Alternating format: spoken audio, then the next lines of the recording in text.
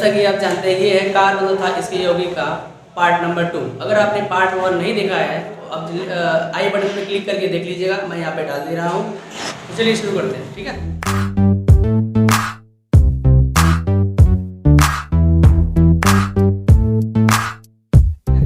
यहाँ पर देखो जैसे कि लिखा है कार्बन तथा इसके यौगिक, तो हम यहाँ पे कार्बन के बारे में डिस्कस करने वाले हैं। पहले पार्ट में डिस्कस कर लिया था, अब आगे जो है डिस्कस करते हैं। यहाँ पे क्या लिखा है, कार्बन के अद्वितीय होने का कारण, ठीक है। तो कार्बन जो है अद्वितीय क्यों है ये मैंने आपको इसमें बताना है, ठीक है। और कार्बन अद्वितीय होता है और क्यों होता है पहले वीडियो में बता चुके हैं, ठीक है। तो अभी चलते हैं इसको डिस्कस करते हैं। कार्बन के अद्वितीय होने का जो पहला कारण है ये है मेरे भाई मेरे बच्चों कि ये चतुष्फलकीय संयुक्त होता है। क्या होता है, चतुष्फलकीय संयोजकता, ठीक है। इसे हम लोग कहते हैं इंग्लिश में टेट्रावैलेंसी। क्या कहते हैं, टेट्रावैलेंसी, ठीक है। टेट्रावैलेंसी बोले तो इसकी जो वैलेंसी होती है वो क्या होती है, 4 होती है। कितनी होती है, 4 होती है। तो 4 होने से क्या खास बात है, 4 तो और भी जो है तत्वों की हो सकती है और परमाणुओं की हो सकती है, लेकिन देखो 4 होती है और इसलिए ये इंपॉर्टेंट है क्योंकि यहाँ पे जो इसकी देखो वैलेंसी जो होती है, पहले लिख लेते हैं, वैलेंसी जो होती है वो 4 होती है। तो 4 होने के साथ साथ ये दिखाता है, सबसे पहले इसका जो है हम लोग प्रयास कर लेते हैं 2 और 4, ठीक। तो सबसे आउटर मोस्ट शेल में जो उसके इलेक्ट्रॉन है वो कितने हैं, 4 है। मैंने क्या कहा कि 4 संयोजकता होने के कारण है ये ना तो इलेक्ट्रॉन ले सकता है ना तो दे सकता है। जिससे हम बात करते हैं अर्ध तत्वों की, माने अदर एलिमेंट्स, जैसे मैंने कहा सोडियम, ठीक है। तो सोडियम का जो इलेक्ट्रॉनिक विन्यास होता है मेरे भाई क्या होता है, 2 और 8 और 1। तो देखो यहाँ पे बाहरी कक्षा में 1 इलेक्ट्रॉन है, अगर 1 निकाल देगा तो अपना अष्टक पूरा कर लेगा। लेकिन बात करते हैं जब कार्बन की, देख रहे हैं 4 है, 4 इलेक्ट्रॉन निकालना या फिर 4 इलेक्ट्रॉन लेना वो पॉसिबल नहीं है, ठीक है ना। तो इसीलिए क्या करता है ये जो है आयनिक बंध न बना के ये बनाता है कोवैलेंट बॉन्ड, सह संयोजक बंध। अगर इसके बारे में आप नहीं जानते हैं तो आप पिछला वीडियो मेरा देख लीजिए, उसमें आपको एकदम क्लियर समझ में आ जाएगा, ठीक है। तो मैंने क्या कहा पे, देखो जो कार्बन का परमाणु होता है वो इस तरह से होता है। ये हमारा हो गया न्यूक्लियस, इसकी बाहरी कक्षा में 2 इलेक्ट्रॉन, 1 2 3 4, सबसे बाहरी कक्षा में 4 इलेक्ट्रॉन, ठीक है। तो देखो यहाँ पे 4 इलेक्ट्रॉन देख रहे हो, ठीक है। तो इस जो है टेट्रावैलेंसी है ये क्या कारण होता है, इसका मतलब ये होता है, सबसे पहले इसका मतलब ये होता है कि ये इलेक्ट्रॉन ले नहीं सकता, ठीक है। इलेक्ट्रॉन ले नहीं सकता, क्यों नहीं ले सकता भाई, देखो जब इलेक्ट्रॉन ले लेगा, ठीक है, तो इसमें जो है कार्बन की प्रोटॉन की संख्या जो होती है वो 6 होती है। कितनी होती है, 6। और इलेक्ट्रॉन की भी संख्या 6 होती है। अगर 6, ठीक है, सॉरी, प्रोटॉन की भी संख्या 6 होती है, इलेक्ट्रॉन की भी संख्या 6 ही होती है, ठीक है। लेकिन जब ये 4 इलेक्ट्रॉन ले लेगा तो उसके आउटर मोस्ट इलेक्ट्रॉन जो है 4 पहले से ही है, 4 आ जाएगा, ठीक है ना। जब 4 आ जाएगा तो कुल इलेक्ट्रॉन संख्या कितनी हो जाएगी, कितनी हो जाएगी, कुल इलेक्ट्रॉनों संख्या 10 हो जाएगी। कितनी हो जाएगी, 10 हो जाएगी, ठीक है ना। कैसे हो जाएगी, देखो 6 तो पहले इलेक्ट्रॉन है, 4 और आ जाएंगे, 10 हो जाएगा। तो इसके न्यूक्लियस को संभालना बहुत ही मुश्किल हो जाएगा, ठीक है ना। ऐसे ये बात ये समझिए, जैसे एक जो है औरत है, ठीक है, वो 6 बच्चे पाल रही है, ठीक है, 6 बच्चे पाल रही है, उसको आप जो है 4 और लगा दीजिए, 10 हो गए। क्या उसको संभालना भी उतना ही आसान होगा जितना वो 6 बच्चों को संभाल रही थी, नहीं होगा, बिल्कुल नहीं होगा, ठीक है ना। इसीलिए ये 4 इलेक्ट्रॉन नहीं लेता है। क्यों नहीं लेता है समझा दी मैंने, ठीक है ना, क्योंकि इसके बाद न्यूक्लियस में, सॉरी, इसके जो है बाहरी कक्षा में कुल मिला के 10 इलेक्ट्रॉन हो जाएंगे, जो तो इसका जो न्यूक्लियस है वो क्या हो जाएगा, अनस्टेबल हो जाएगा, अस्थायी हो जाएगा, मतलब उसको संभाल नहीं पाएगा, ठीक है ना। तो इसीलिए 4 इलेक्ट्रॉन ले नहीं सकता, ठीक है। अब बात करते हैं इलेक्ट्रॉन दे क्यों नहीं सकता, ठीक है ना। तो बात करते हैं कि ये जो है 4 इलेक्ट्रॉन दे क्यों नहीं सकता, ठीक है। अगर ये 4 इलेक्ट्रॉन दे देगा तो आप खुद सोचिए, जब 4 इलेक्ट्रॉन दे देगा तो इसको 4 इलेक्ट्रॉन देने के लिए बहुत ही ज़्यादा एनर्जी लॉस करना पड़ेगा, ठीक है ना। बहुत ही ज़्यादा इसको एनर्जी देना पड़ेगा तब जाके 4 इलेक्ट्रॉन देगा, ठीक है ना, 4 इलेक्ट्रॉन निकालेगा। इसीलिए मैं कहता हूँ, ठीक है, ना तो ये इलेक्ट्रॉन लेगा ना तो इलेक्ट्रॉन देगा। इलेक्ट्रॉन क्यों नहीं लेगा, क्योंकि इसकी बाहरी कक्षा में 10 इलेक्ट्रॉन हो जाएंगे, जो उसके न्यूक्लियस को संभालना बहुत ही मुश्किल हो जाएगा। और जो है देगा क्यों नहीं, क्योंकि देने के लिए देखो 4 इलेक्ट्रॉन निकालने के लिए बहुत ज़्यादा एनर्जी खर्च करना पड़ता है। जैसे मैंने कहा यहाँ पे सोडियम बाहरी कक्षा में क्या है, अगर 1 निकालेगा तो उसको एनर्जी लॉस करना पड़ेगा, 2 निकालेगा लॉस करना पड़ेगा एनर्जी, ठीक है। और जो है तीन लेगा तो और ज़्यादा लॉस करना पड़ेगा। 4 तो संभव ही नहीं है, ठीक है। 3 तक जाते हैं लगभग जितने भी हमारे धातु होते हैं, ठीक है। 3 तक निकालते हैं, उसके बाद 4 तक निकालना बहुत मुश्किल हो जाता है। इसी प्रकार कार्बन भी 4 इलेक्ट्रॉन नहीं निकालता है, ठीक है। इसका मतलब इलेक्ट्रॉन दे नहीं सकता, ठीक है। ये दोनों पॉइंट है, ठीक है। संयोजकता 4 है, ये तो इसका प्रॉपर्टी है ही, ये तो इसको अद्वितीय बनाता है। लेकिन दूसरा पॉइंट ये भी है कि यह न तो ले सकता है न तो दे सकता है, ठीक है। ये केवल जानते हो क्या करता है, शेयरिंग करता है, शेयरिंग, साझेदारी, ठीक है ना। तो ये हो गया पहला पॉइंट कि कार्बन जो है अद्वितीय क्यों है, ठीक है ना, ठीक है। तो दूसरा पॉइंट इसका ये है कि अभी मैं लिख रहा हूँ दूसरा पॉइंट इसका, इसको हम इंग्लिश में हम लोग बोलते हैं कैटिनेशन। क्या कहते हैं, कैटिनेशन, श्रृंखलन। हिंदी में देख लो होता है श्रृंखलन, इंग्लिश में बोलते हैं भैया, इंग्लिश वाले कीड़े देखते रहेंगे, क्या है कैटिनेशन, ठीक है। अभी कैटिनेशन क्या होता है, श्रृंखलन क्या होता है। देखो कार्बन में ये क्वालिटी होती है, ये होती है कि ये बहुत लंबी चेन बना लेता है। क्या बना लेता है, बहुत ही लंबी चेन बना लेता है। लंबी चेन बनाने की श्रृंखला तो और भी तत्वों में होती है, इससे बात करते हैं सिलिकॉन की, ठीक है। तो सिलिकॉन भी लंबी चेन बनाता है, लेकिन सिलिकॉन में ये जो चतुष्फलकी संयोजकता वाला प्रॉपर्टी है ना, ये नहीं पाया जाता, ठीक है ना। ये सिलिकॉन में नहीं पाया जाता है, ठीक से तो पाया नहीं जाता है। अब श्रृंखलन की बात करते हैं। श्रृंखलन जो होता है लंबी चेन बना लेता है, मैंने कहा ये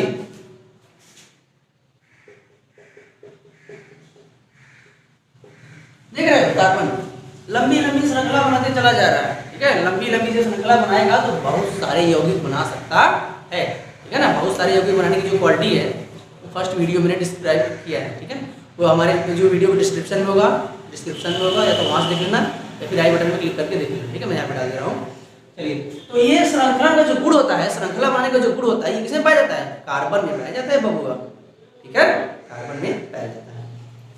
तो कैटिनेशन के कारण ही ये अद्वितीय होता है, ठीक है। और तो देखो ये ब्रांच्ड चेन भी बनाता है, माने शाखाएं भी बना सकता है। इसलिए देखो ये तो सिंपल है, ठीक है, ऐसे भी बना सकता है। देखो ऐसे भी, ये ऐसे देख रहे हो, ऐसे ऐसे देख रहे हो, ये ब्रांच है, शाखाएं निकल रही है इसकी, ठीक है। तो ये लॉन्ग चेन है, ये ब्रांचेड चेन है, ठीक है। इसको कहते हैं इंग्लिश में लॉन्ग चेन, लंबी श्रृंखला, ये ब्रांचड चेन है, ठीक है ना। लॉन्ग चेन, ये ब्रांच चेन। लॉन्ग चेन माने लंबी श्रृंखला बनाता है, ठीक है। ये शाखित चेन है, शाखित श्रृंखला, शाखाओं वाले बना सकता है, लंबी चेन भी बना सकता है। चलते हैं तीसरे पॉइंट में जो इसको अद्वितीय बनाता है कार्बन को, ठीक है। तीसरा पॉइंट है हमारा ये, इसे कहते हैं हम लोग बहुलकीकरण। क्या कहते हैं, बहुलकीकरण, ठीक है। बहुलकीकरण तो इंग्लिश में बोलते हैं पॉलीमराइजेशन, पॉलीमराइजेशन। क्या कहते हैं मेरे भाई, पॉलीमराइजेशन। तो पॉलीमराइजेशन क्या होता है, चलिए देखते हैं। पहले इसको मिटा देते हैं। तो पॉलीमराइजेशन जानने से पहले आपको जानना पड़ेगा मेरे भाई, मेरे स्टूडेंट, कि मोनोमर क्या होते हैं, ठीक है ना। मोनोमर, पॉलीमराइजेशन जानने से पहले आपको जानना पड़ेगा मोनोमर क्या होते हैं, ठीक है। मोनोमर दरअसल ये होते हैं, जैसे आपने जो है एथिलीन ने देखा है, एथिलीन C2H4, ठीक है, C2H4। तो जितने भी हमारे जो है छोटे छोटे जो है हमारे कार्बनिक कंपाउंड्स है, जैसे ये हो गया हमारा, ये हो गया एथिलीन, ठीक है। एथिलीन का जो स्ट्रक्चर होता है ये होता है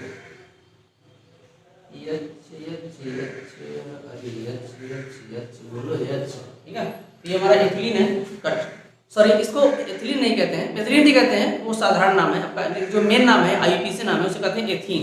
क्या कहते हैं, इसका नाम है एथीन, ठीक है। तो ये जैसे एथीन है, ठीक है, ये मोनोमर है हमारा। क्या है, मोनोमर। अगर इसी यही वाला जो चीज दिखाई दे रहा है, इसी को हम जोड़ते चले जाएं, ठीक है, जोड़ते चले जाएं ऐसे, फिर जोड़ दें इसी को,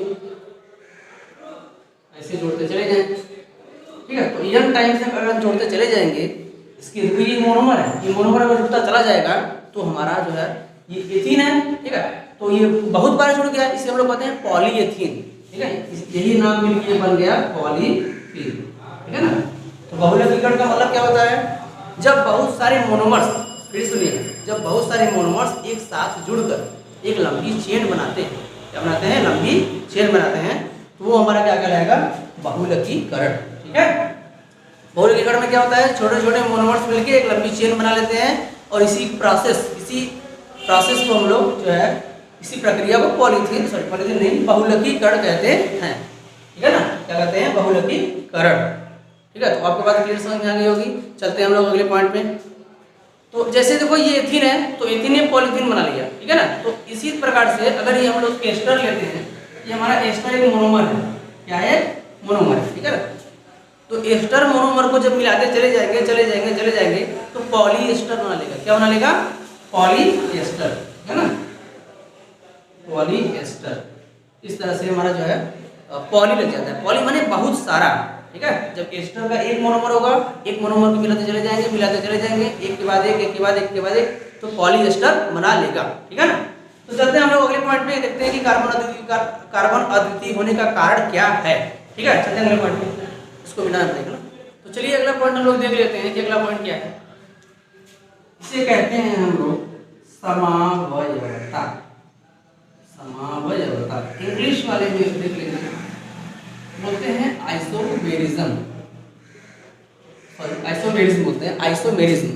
सीबीएसई वाले हो क्या लग रहा है, हाँ ठीक है, इसको कहते हैं आइसोमेरिज्म, समावयवता। देखो इसके नाम में इसका मतलब छुपा हुआ है, आइसो।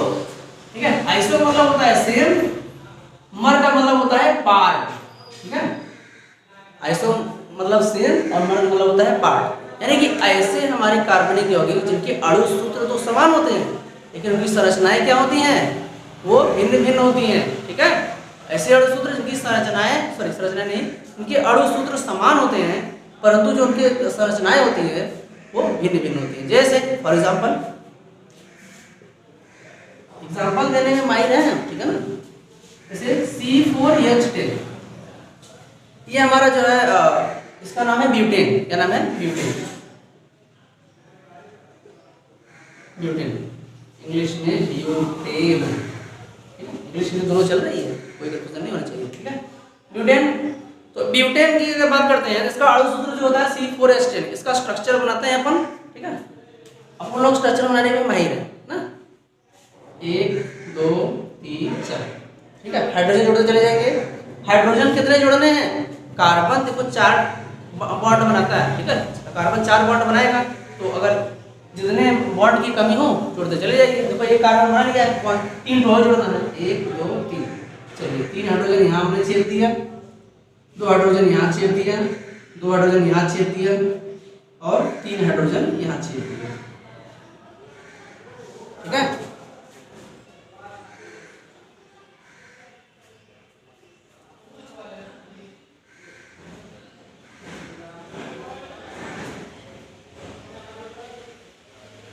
तो यहाँ देखते हैं हम लोग, ये ब्यूटेन का स्ट्रक्चर।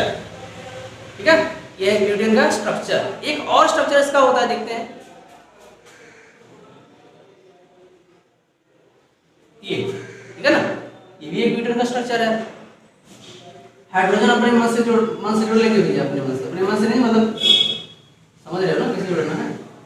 देखो ब्यूटेन का स्ट्रक्चर ये भी होता है, ये भी होता है। देख रहे हो कितना अलग अलग स्ट्रक्चर है, ये ब्रांच वाला है, शाखा वाला स्ट्रक्चर है, और ये नॉर्मल माने एकदम सीधी रेखा। ठीक है ना, तो ब्यूटेन ये भी है, ब्यूटेन ये भी है, देख रहे हो ना, अणु सूत्र होने के समान है।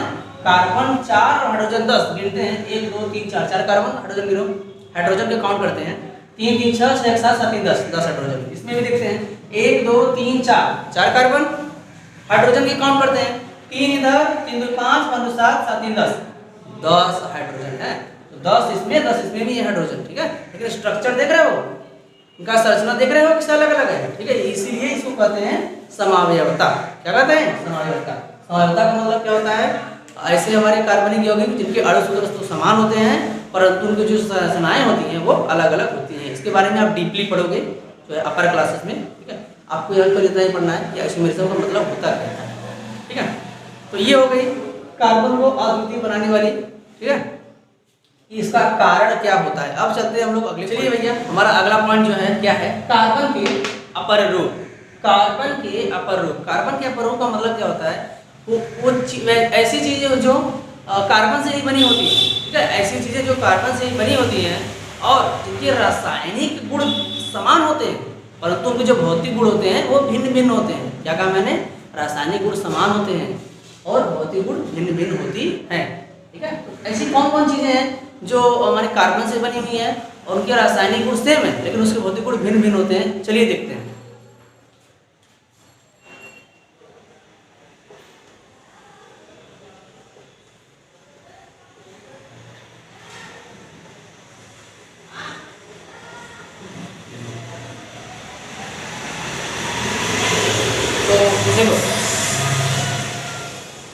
तो भैया तीन चीज हमारे ऐसी हैं जो कार्बन से बनी हुई है जिनके रासायनिक गुण सेम है लेकिन भौतिक गुण भिन्न भिन्न है। पहला है हमारा हीरा, दूसरा है ग्रेफाइट, तीसरा है फुलरिन, ठीक है। तो हीरा तो आप लोगों ने देखा ही होगा। अरे सर मैं तो गरीब हूँ, मैं कहाँ से देखूंगा?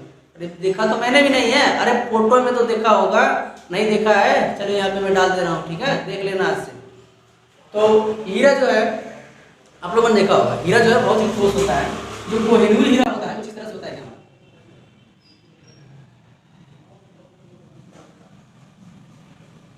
ये गोबर गिल्ला क्या बनाती है सर? अरे ये हीरा है, चलेगा ऐसे, ठीक है।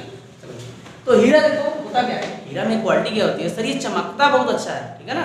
ये बहुत ही ठोस होता है, बहुत बढ़िया चमकता है।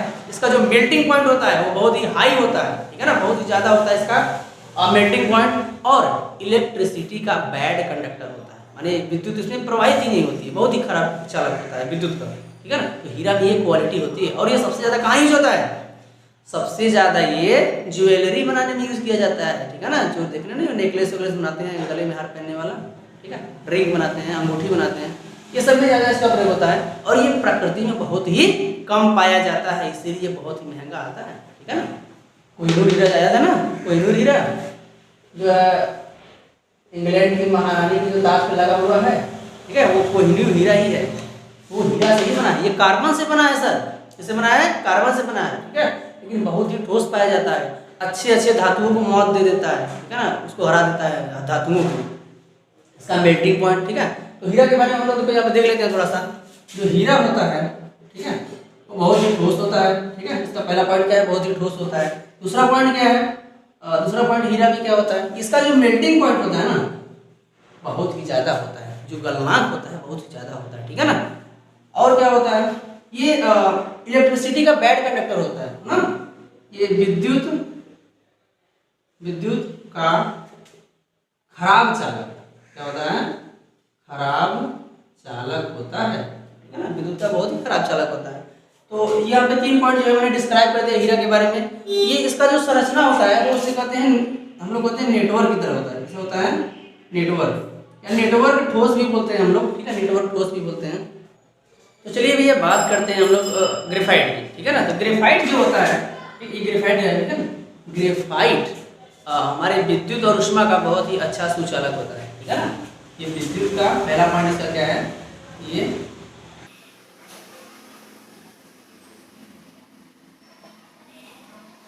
ये हमारे विद्युत और ऊष्मा का, विद्युत और ऊष्मा का बहुत ही अच्छा सुचालक होता है ग्रेफाइट, ठीक है। ग्रेफाइट हीरा की तरह बिल्कुल नहीं है। ये कहता है भैया इलेक्ट्रिसिटी आ जाओ मुझ में, मैं तुम्हें प्रोवाइड कर देता हूँ, ठीक है। तो ये होता है विद्युत का अच्छा सुचालक। और क्या होता है? इसका जो मेल्टिंग पॉइंट होता है, जो गलनांक होता है, वो हीरा से बहुत ही कम होता है, ठीक है ना, ठीक है। यानी इसका जो मेल्टिंग पॉइंट होता है ये भी कम होता है, ठीक है ना। मेल्टिंग पॉइंट की बात हम लोग देखते हैं। इसका जो माने जो कार्बन होते हैं वो बहुत ही वीक बॉन्ड से बंधे होते हैं, ठीक है ना। इसके जो कार्बन होते हैं, इसके जो सी होते हैं, वो एक बॉन्ड से बंधे होते हैं,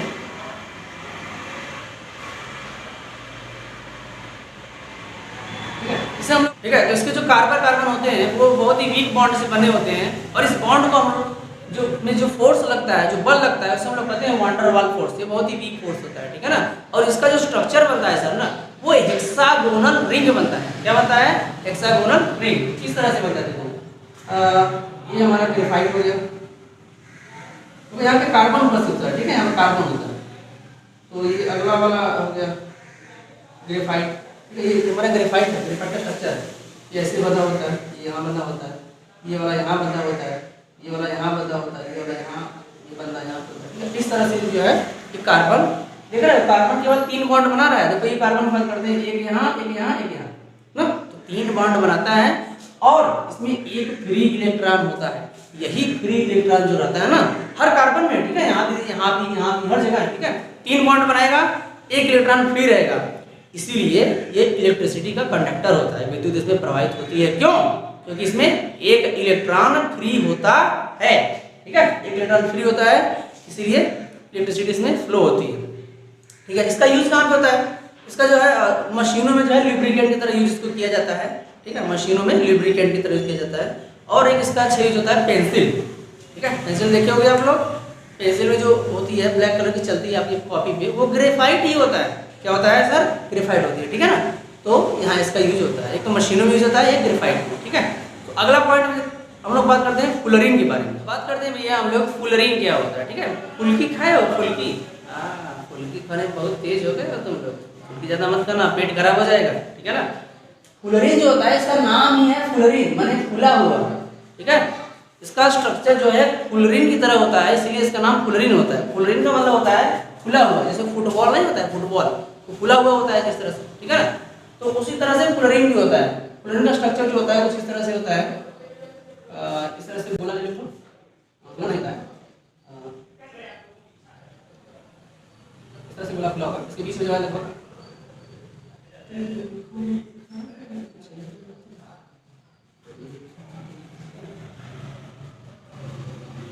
ठीक है। फुलरिन का जो चित्र है मैं यहाँ पे डाल दूंगा, इस तरह से मैंने ठीक से नहीं बनाया है, वैसे काम चला बना दिया है। तो फुलरिन का स्ट्रक्चर आप लोग देख लीजिएगा, यहाँ पे ऊपर मैं डाल रहा हूँ ऊपर, ठीक है। तो फुलरिन जो होता है इसके बीच में एक पेंटागोनल हेक्सागोनल जो है स्ट्रक्चर बनता है, ठीक है। कौन सा स्ट्रक्चर बनता है भैया? एक होता है पेंटागोनल, एक होता है हेक्सागोनल, एक होता है हेप्टागोनल, ठीक है। इसके बीच में जो है स्ट्रक्चर बनता है कुछ इस तरह से, ऐसे ऐसे रह सकता है, या फिर ऐसे ऐसे ऐसे ऐसे सकता है, और जो है ऐसे ऐसे ऐसे ऐसे इस तरह से जो है इसके बीच में स्ट्रक्चर यहाँ पे बनेगा। मैंने फोकस डाल दिया पिक्चर, ठीक है, इसमें देख लीजिएगा। तो इसकी यही खासियत होती है कि फुटबॉल की तरह होता है, बहुत ही ठोस होता है, ठीक है। और इसका जो बहुत ही ठोस नहीं होता है, जो स्ट्रक्चर है इसमें इस तरह से बनता है, ठीक है ना। तो आज के लिए इतना ये काफ़ी है, चलते हैं, विदा लेते हैं आपसे, आज के लिए बहुत हो गया। अगर आपको हमारी ये वीडियो अच्छी लगी हो, ठीक है, अगर आपको अच्छी लगी हो तो हमारे चैनल को प्लीज़ सब्सक्राइब कीजिए और वीडियो को जरूर से लाइक कीजिएगा। सर बहुत मेहनत करते हैं, देख रहे हैं कितना पसीना टपक रहा है, ठीक है। चलिए बाय बाय, टाटा, मिलते हैं अगले वीडियो में इसके अगले पार्ट में, ठीक है।